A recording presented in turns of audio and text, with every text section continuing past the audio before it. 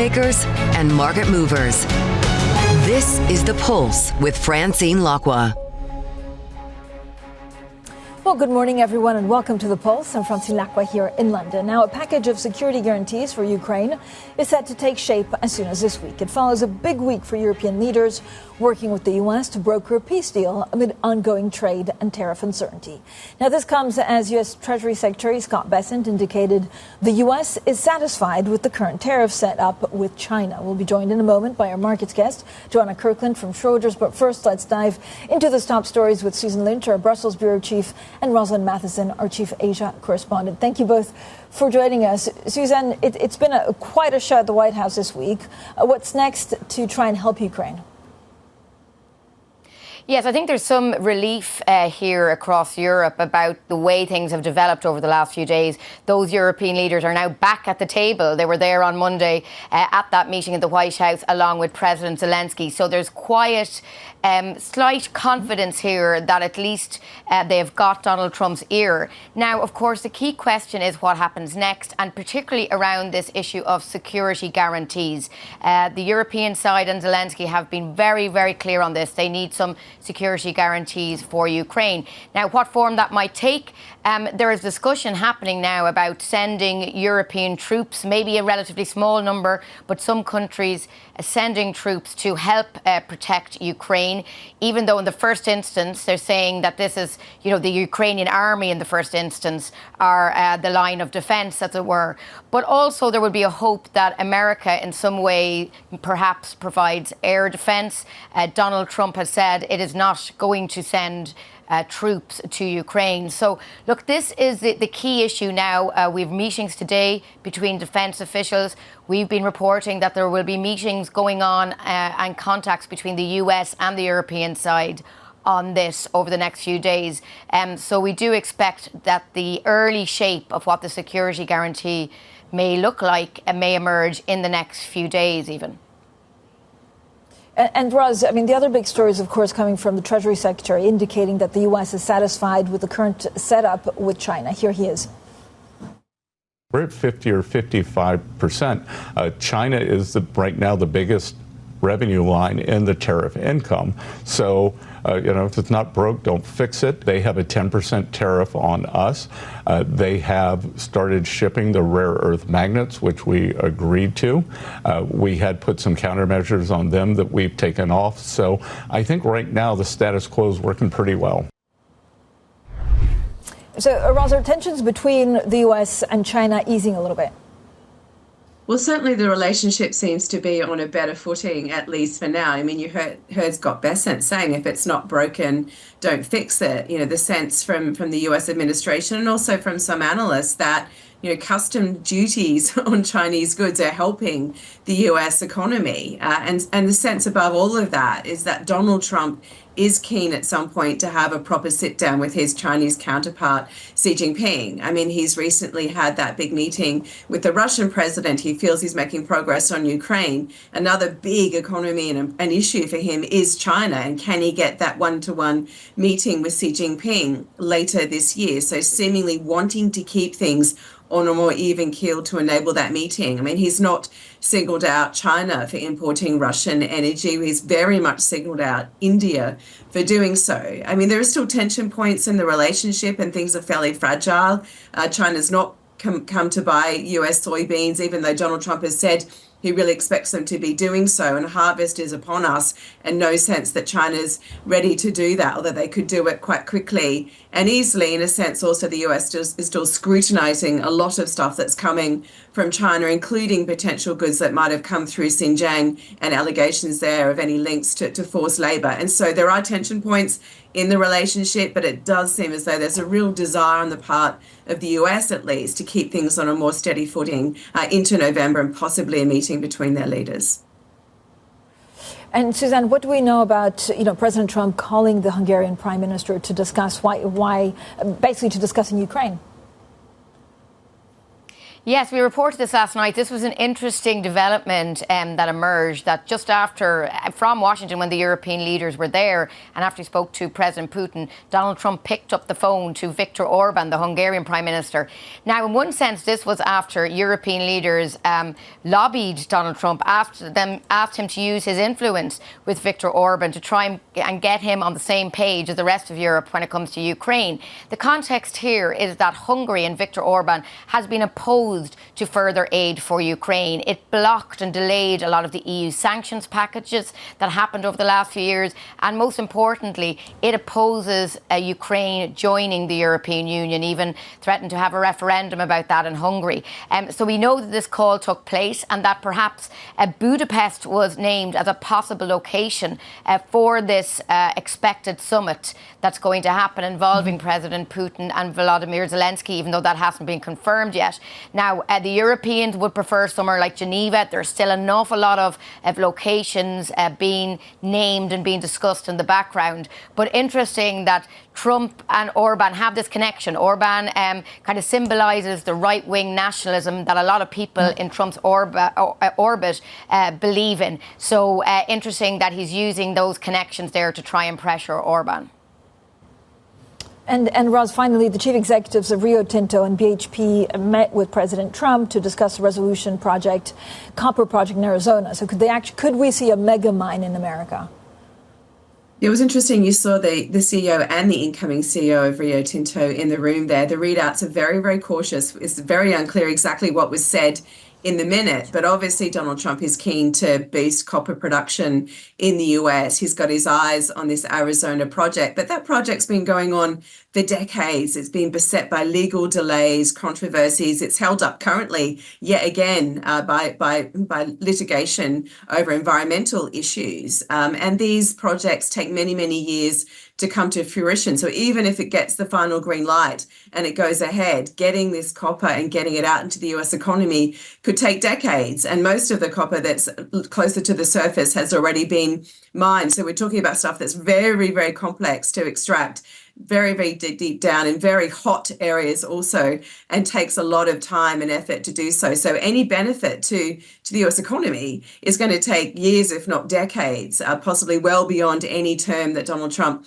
might be involved in. And certainly for these CEOs, there's nothing lost by coming and having a meeting and saying, we hear you on copper, we're willing to work on this, because the reality is this project may never, ever see the light of day.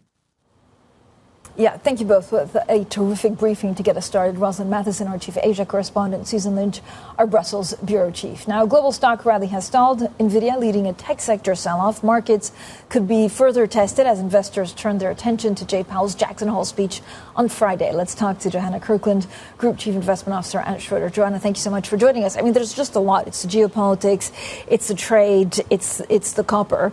Everything depends on whether the U.S. consumer holds up, inflation and GDP in the US. So how do you see that dynamic going? Well, we generally have been very positive on stocks for this year, and just last week we started to take a bit of profit. Now, crucially, we don't think this is the end of the cycle, because actually we see a low risk of recession in the United States. We think that the consumer can muddle through this. But nevertheless, we need to recognise that a lot of good news has been priced in. We've been right to ignore the trade uncertainty in recent weeks, but at some point we will start to see the impact of those tariffs on inflation, potentially on the US consumer.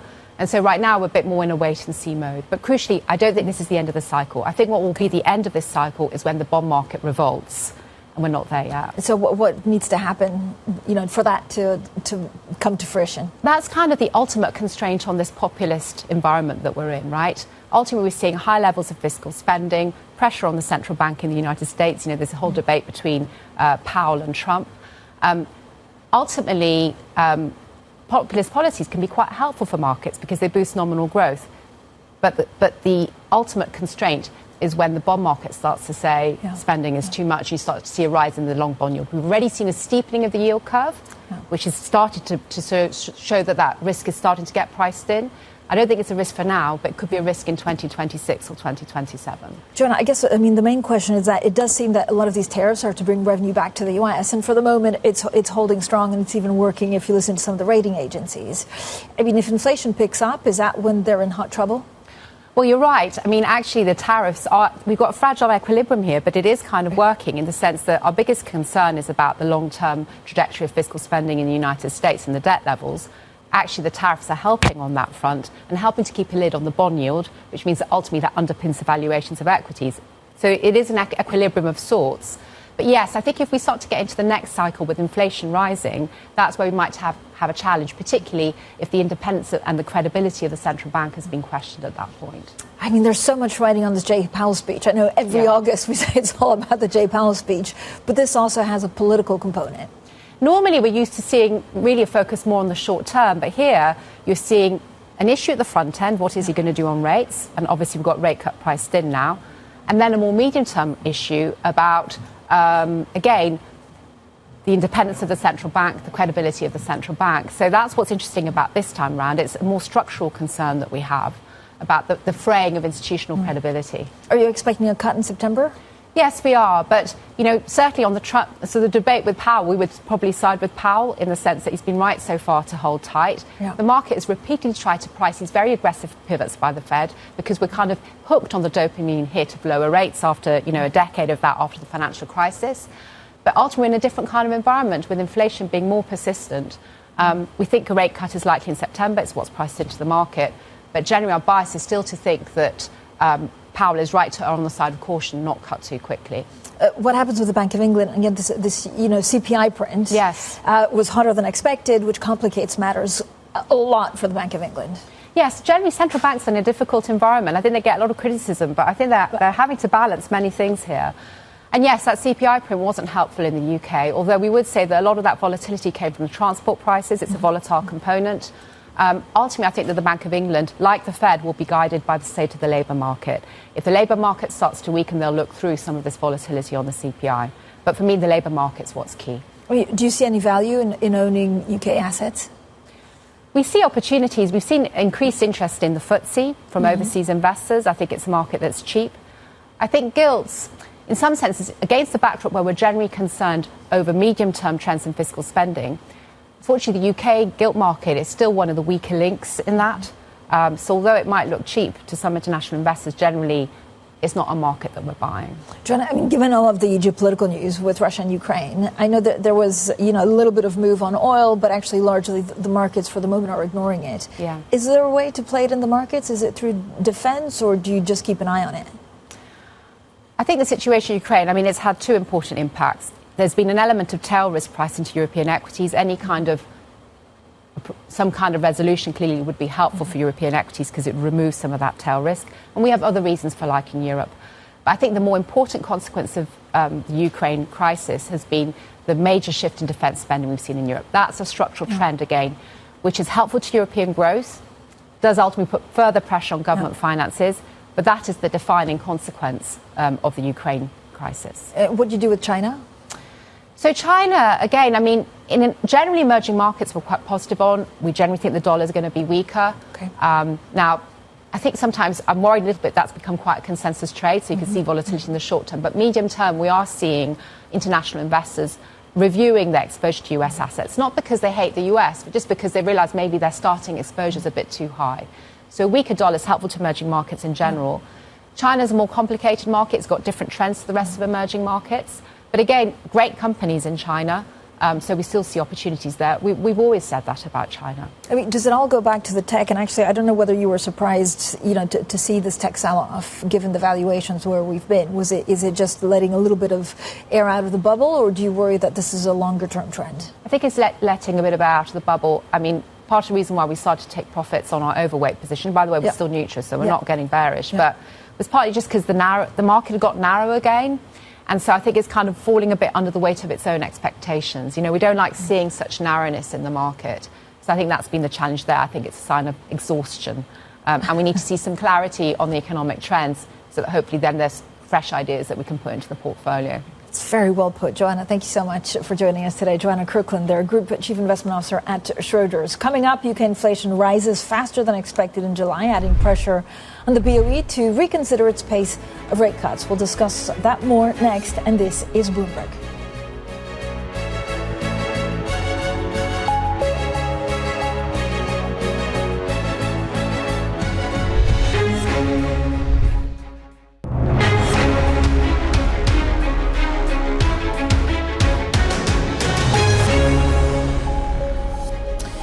Federal Reserve Governor Mickey Bowman has brushed off speculation that she's in the running to succeed Fed Chair Jay Powell, saying she's focused on her regulatory portfolio. Well, Bloomberg spoke exclusively with the Vice Chair for Supervision ahead of this week's meeting at Jackson Hole.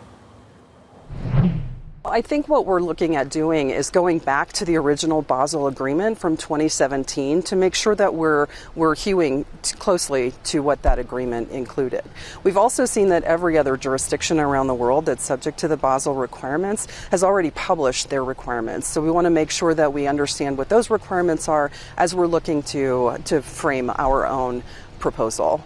What's the timing on that, do you think? So as we're looking at all four of these pieces of capital in a comprehensive way, we want to make sure that we have proposals out that help us understand how they'll all work together, because we have overlapping, duplicative, and sometimes conflicting requirements within the existing capital framework. So Basel III will probably be the last one that we propose. Or repropose, essentially, and we'll hope to have all of these initial proposals out early next year. I sit on the GHOS, which is the Heads of Supervision Committee for the Basel Committee, and these are conversations that we'll be having going forward for the rest of the year, and I think time will tell. We'll have you back and get the update on that. I did want to ask about the way the policy system works. Mm-hmm. We have 3 regulators in the U.S. Most other countries have maybe 1. Right. And we shift the people in charge of it. As you mentioned, you're the 3rd one here, and Michael Barr, your predecessor, had a much more comprehensive Basel III proposal. Mm-hmm. We're going to have a new Fed chair in June of next year. Will all this change again? Oh, I wouldn't think so. Obviously, our board has to approve anything that we put forward as a regulatory proposal. So anything that we move forward will be broadly supported by the members of the board that are present at that time. You've been on the Fed for quite a while now. Almost 7 years. Almost 7 years, yeah. And now you're in the supervisory role that you're really well qualified for. Well, thank you. You've been mentioned as a potential Fed chair, but do you prefer the supervisory and regulatory side? Well, right now I'm committed to doing the job that I have, and we've really hit the ground running with our request for information on check fraud and other payments fraud, with the SLR proposal that we just put out, the LFI rating system. We're taking a really hard look at our supervisory components and across our reserve banks, as well as at the board, to ensure that we're focused on material financial risk. So I have a big agenda. We're moving through it quickly. Obviously, we need to get the capital proposals completed in the near future. But I'm really focused on the job that I'm doing, and I'm grateful to the president for appointing me and the Senate for confirming me to this role. So that's what I'm focused on right now. Well, some Republicans on Capitol Hill have suggested that we should change this 3-headed regulatory system and maybe take regulation away from the Fed. What are you telling them, and what do you think the odds of something like that happening are? Well, I think the most important part is to remember that we have a banking system that's a dual banking system. So we have national banks and we have state chartered banks. And the FDIC and the Federal Reserve oversee those state chartered banks together with the state banking commissions. So I think it's important that we maintain the ability to oversee both the state chartered banks and the OCC with the national banks, and that we have a rational framework that is very similar for all of those banks going forward. So there's not arbitrage between the 3 regulators. But Congress is obviously responsible for making any changes to that system. So, I'll be working closely with them to ensure that they understand what we're focused on and what we're doing that's supportive of the efforts of all of the agencies together. So you come out to Jackson, but you also go up to Capitol Hill a lot. I spent some time on Capitol Hill, absolutely. Well, that was the Fed's Mickey Bowman speaking exclusively with our very own Michael McKee. Now, UK inflation climbed to an 18-month high last month on the back of surging fuel, food and transport prices. Consumer prices rose 3.8% from a year earlier, up from 3.6% in June. Well, we're now joined by Dan Hansen, Chief UK Economist for Bloomberg Economics. Dan, thank you so much for joining us. No, so there's also UK React. I love it. So we basically have some data points out of the UK, and you're one of the first ones with your hot take on what this means. Now, CPI rise does not rule one more BOE cut in 2025. That's your hot take. Does it complicate matters for the BOE? Of course it does. But I think the way I've looked at this data, at least, is to say we had a hawkish meeting in August where the vote split was very close. They clearly are worried about inflation.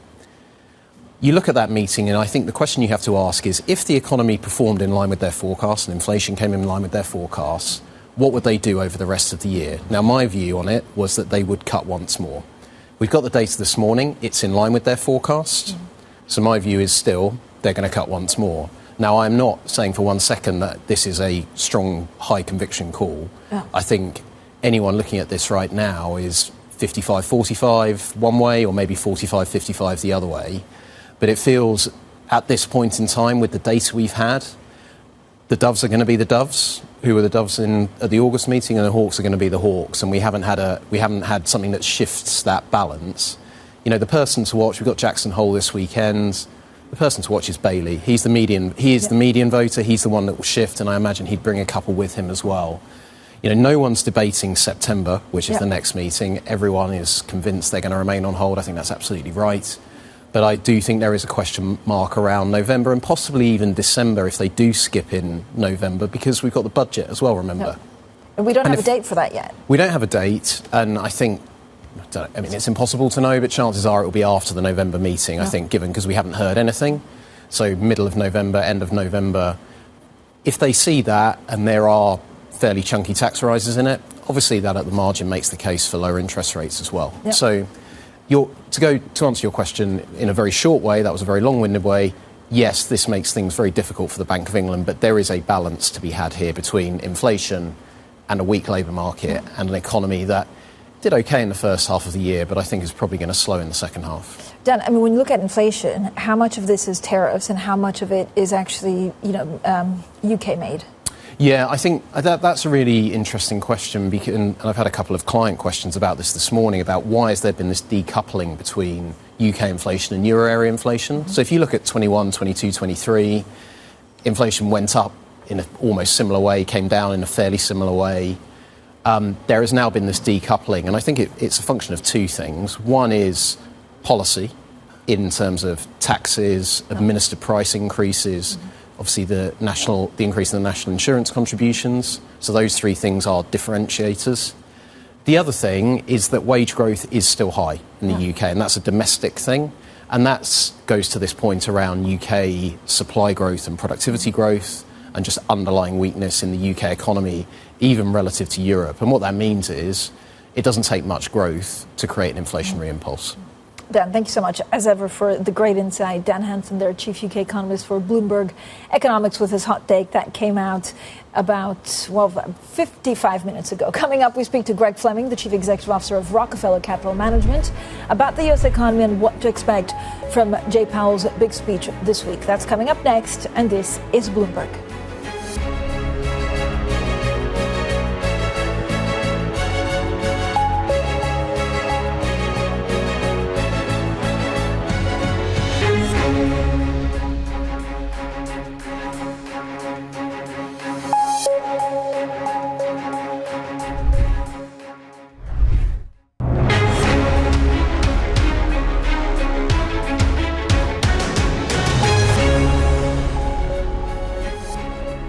Good morning, everyone, and welcome to The Pulse. I'm Francine Lacqua here in London, and these are your top stories. The U.S. Treasury Secretary Scott Bessent says tariffs on China are working pretty well, a sign that the current trade calm may be maintained.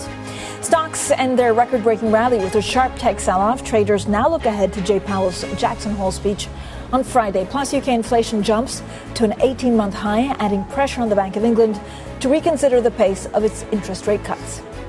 So investors are and will be paying even more close attention to the Fed Chair Jay Powell's remarks and the central bank's gathering in Jackson Hole on Friday. Traders have dialed back their rate cut expectations after hotter than expected inflation read. Well, let's talk more about this with Greg Fleming, President and Chief Executive of Rockefeller Capital Management. Greg, as always, thank you so much for coming on. There's so much focus on Jay Powell. I mean, it's unclear whether it's going to be a full policy speech or whether it's a little bit more like sometimes you get in Jackson Hole, a little bit more of a thinking piece, and whether you focus more on what he says or the reaction from the Trump administration. Well, you know, I think he might use this for a little bit of foreshadowing, and I'll explain that in a second. So what the Fed's dealing with, Francine, and you're seeing it in the data day to day, is the continuing tug of war between the employment and growth side and the inflation side. And you and I have talked about this on this program. Their greatest desire is to avoid having both problems. They don't want that word stagflation. And it's playing out, markets and everybody watching this in the data day to day. So I think a week or two ago, you had a good CPI number, stock market, equities rally, and literally a day or two later, you have a hotter than expected PPI number, and the markets go the other way. So nobody really knows which side is going to be the bigger problem. So they've tried to straddle that, and that's why they've kept rates where they are all year long, despite lots of pressures on them from all directions. I think, if anything, they're starting to tilt toward a first cut, because the employment numbers in the last 3 or 4 months are definitely in a different spot than they were.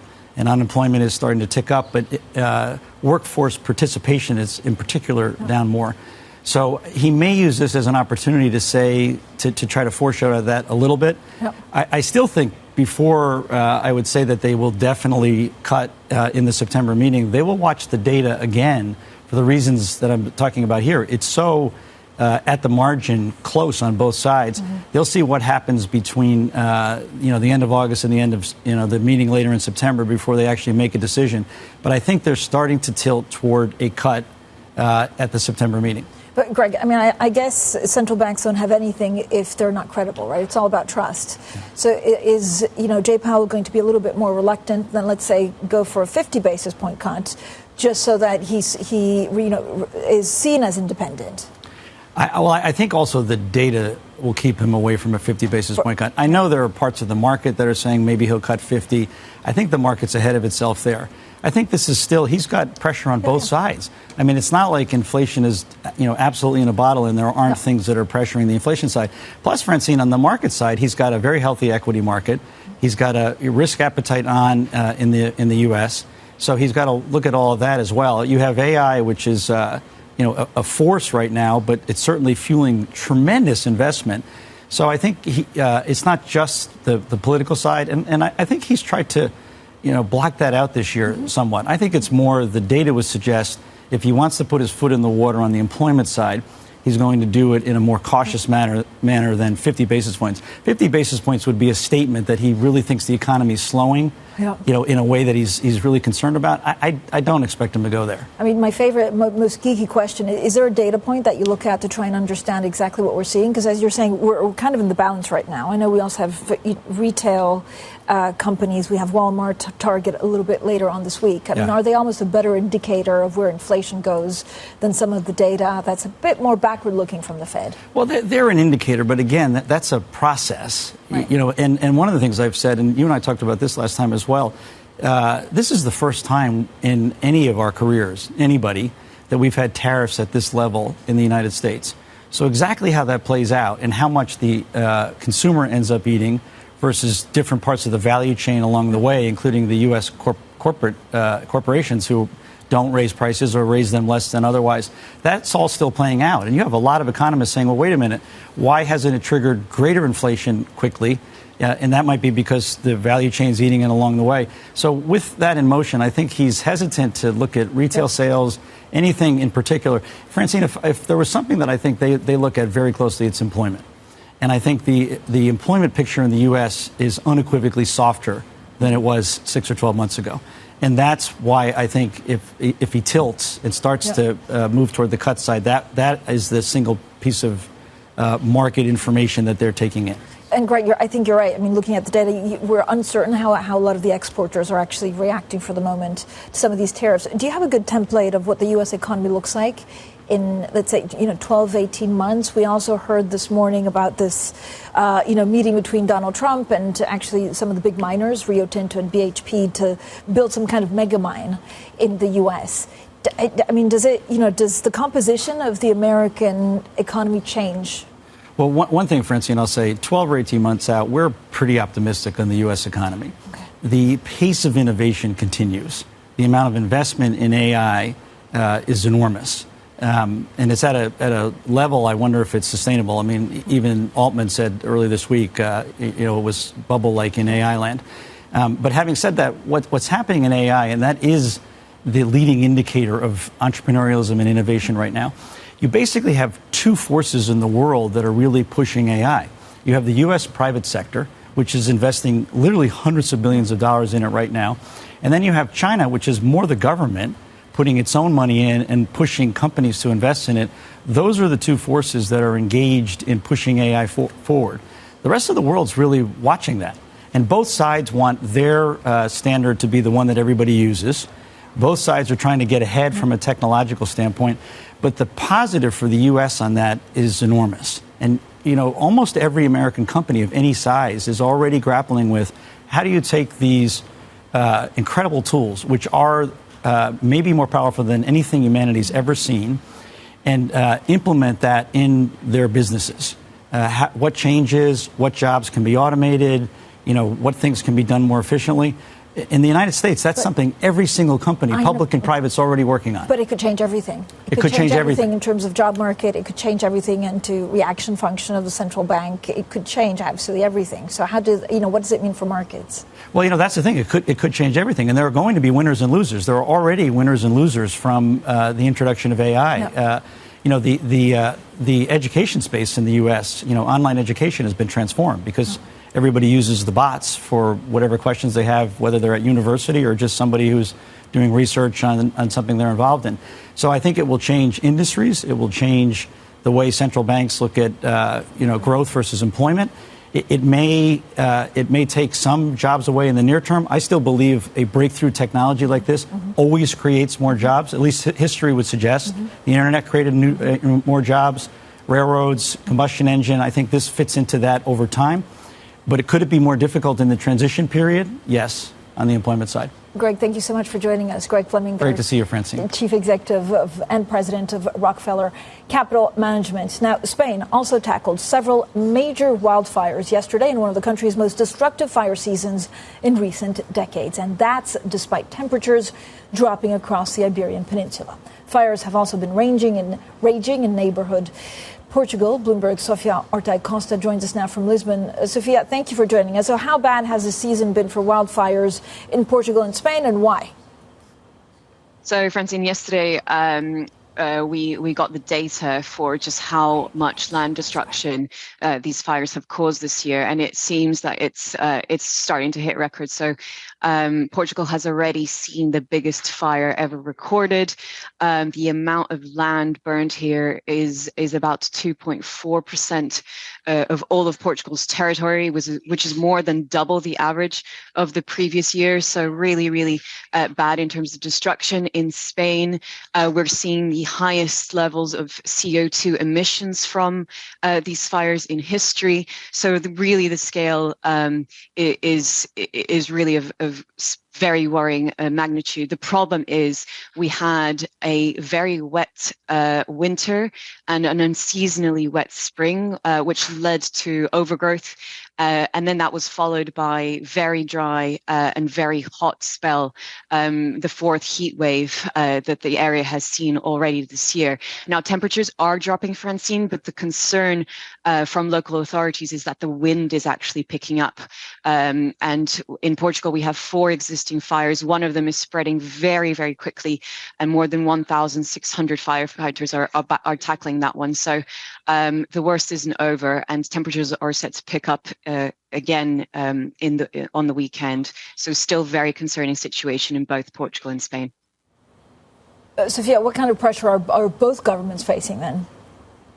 Yeah, so the wildfires are really a focus of political bickering. In Portugal, the opposition has already called for the interior minister to resign. The problem was the Prime Minister, Luís Montenegro, he was actually in the Algarve, and he hosted a party, festivities for the PSD party.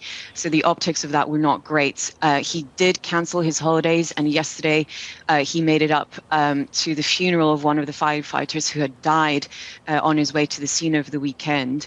But a lot of questions over whether there was mismanagement there.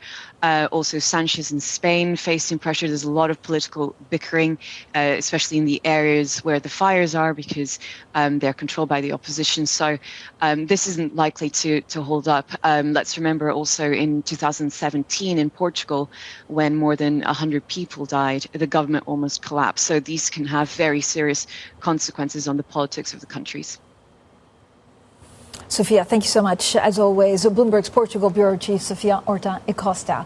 Now, shares of Chinese toy maker Pop Mart have jumped in Hong Kong after posting a huge first-half earnings beat. Both revenue and profit actually surged more than 200% year-on-year, boosted by global demand for its hugely and highly popular Labubu dolls. Now, the company is planning to launch a new mini Labubu. For more, we're joined by Jennifer Creary, our global business reporter. Jennifer, I mean, so many people are going crazy for these little like troll-like dolls. Do we know how much the market is worth? Yeah, I mean, it's one of our favourite stories in the consumer space. Everyone going crazy over these little monsters. And their popularity is really propping up Pop Mart's market value. So we saw in 2023 that it stood at about 6 billion yuan.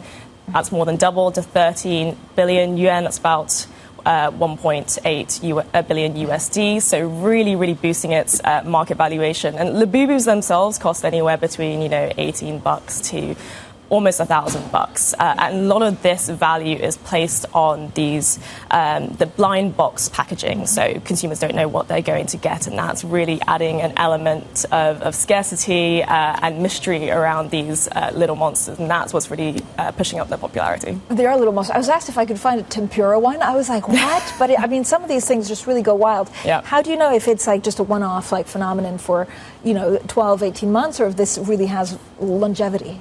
Yeah, I mean, that's the key concern for the company at the moment, and I think that's why we're seeing them release these mini Labubus, because they're trying to sustain interest. We know that viral toys do have a limited shelf life, and so Pop Mart is going to have to find ways to really sustain that interest. And we're seeing that reflected in the share price as well. Investors are uncertain over the longevity of these little toys. That's something that the company really needs to keep an eye out for. Yeah, it's funny because they're toys, but they're fashion. Do you love them or do you hate them? I love them as much as I hate them.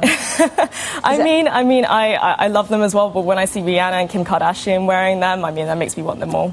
There you go. You've heard it here first. Thank you, Jennifer, for joining us. Jennifer Creary, they're a global business reporter on Labubus and the mini version as well. Coming up, we speak to the chief executive of the UK tech unicorn, Forterro. That's next, and this is Bloomberg.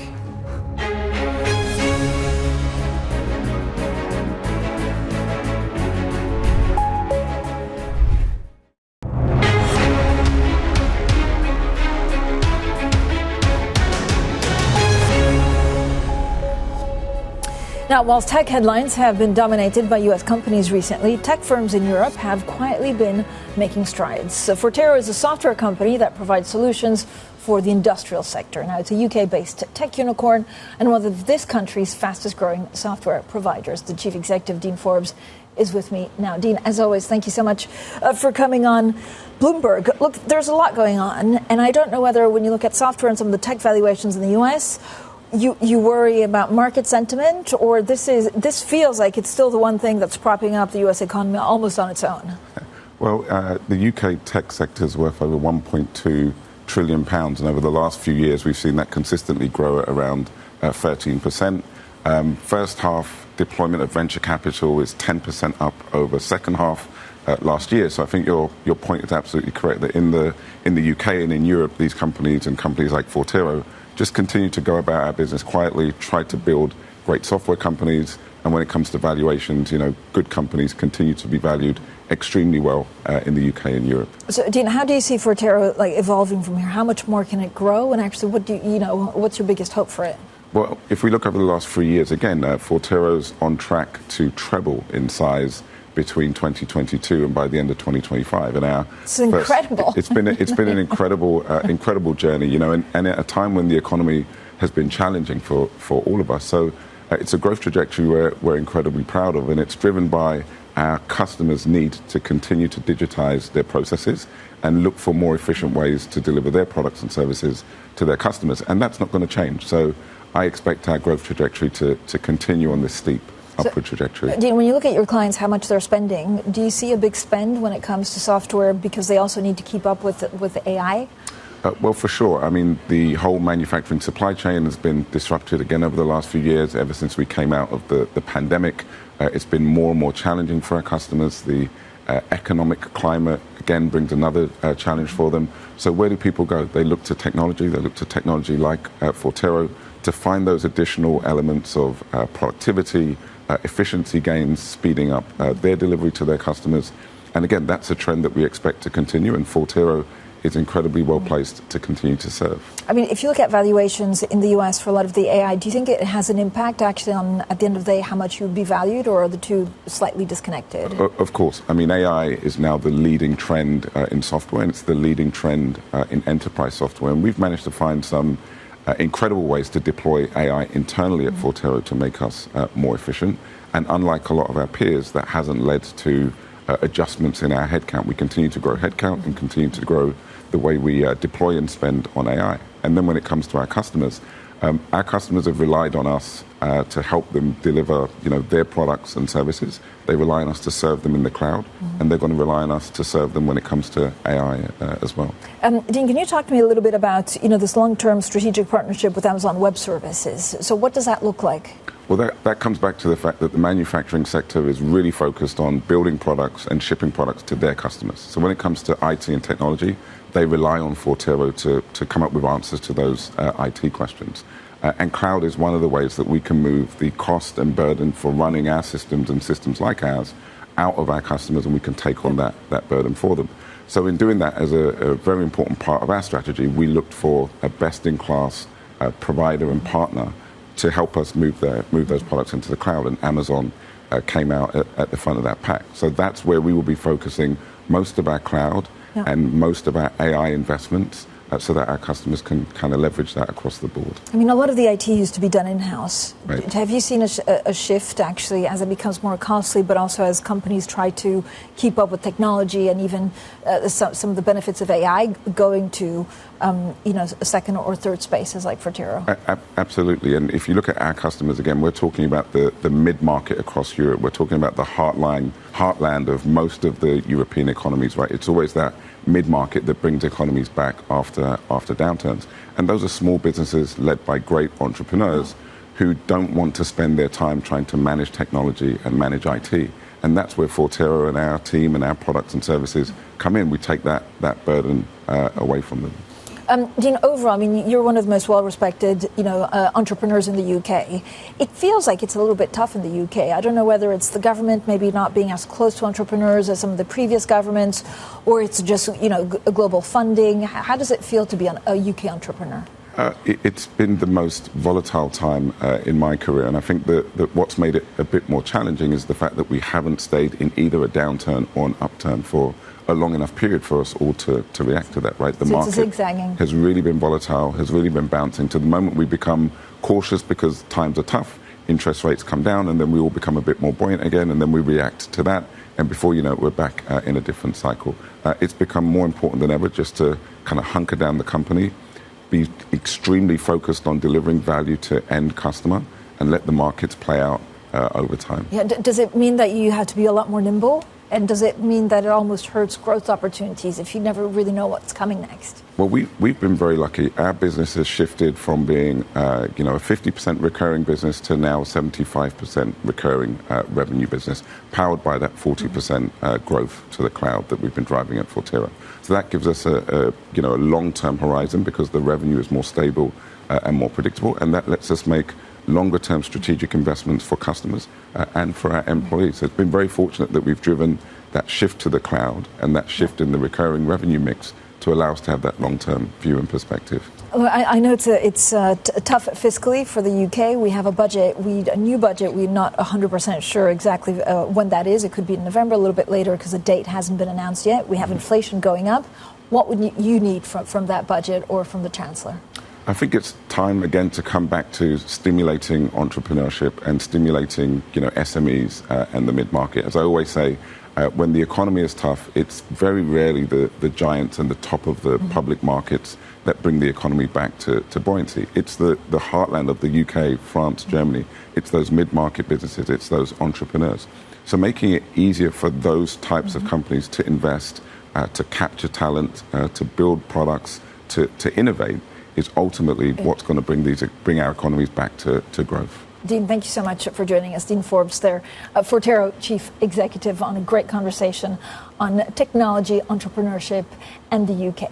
Now, let's talk about the UK. Inflation rising to an 18-month high due to surging fuel, food and transport prices.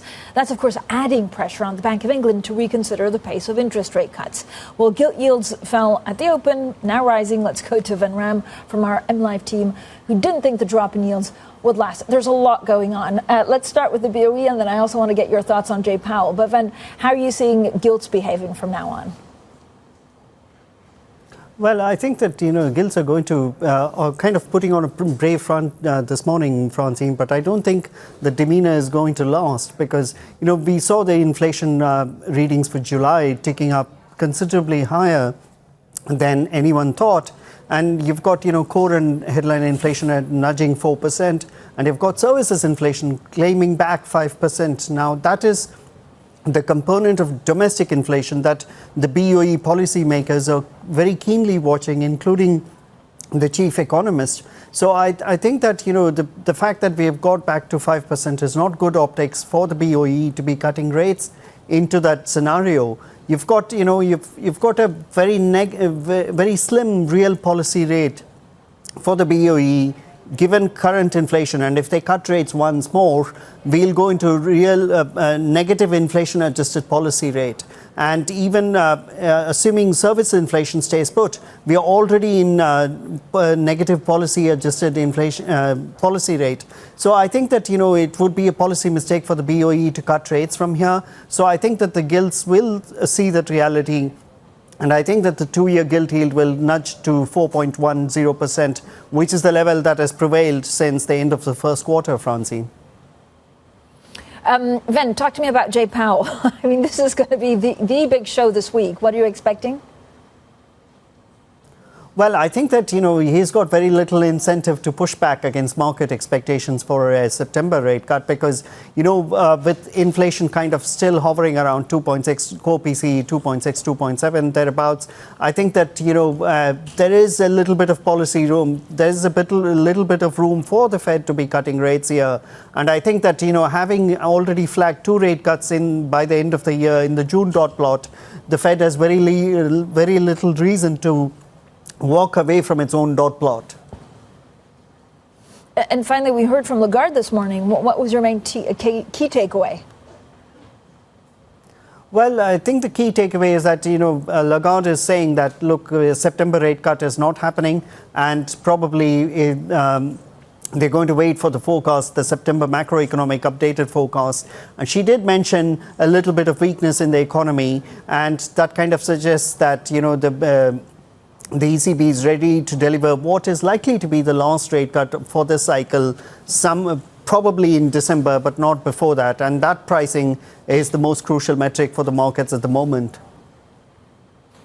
Ven, as always, thank you so much. Bloomberg MLive strategist Van Ram with some great stories and analysis out on the terminal and on our website. Now, don't miss our interview with Oaktree's Howard Marks. He'll be on surveillance at 1:30 p.m. London time. Up next, Bloomberg Brief, and this is Bloomberg.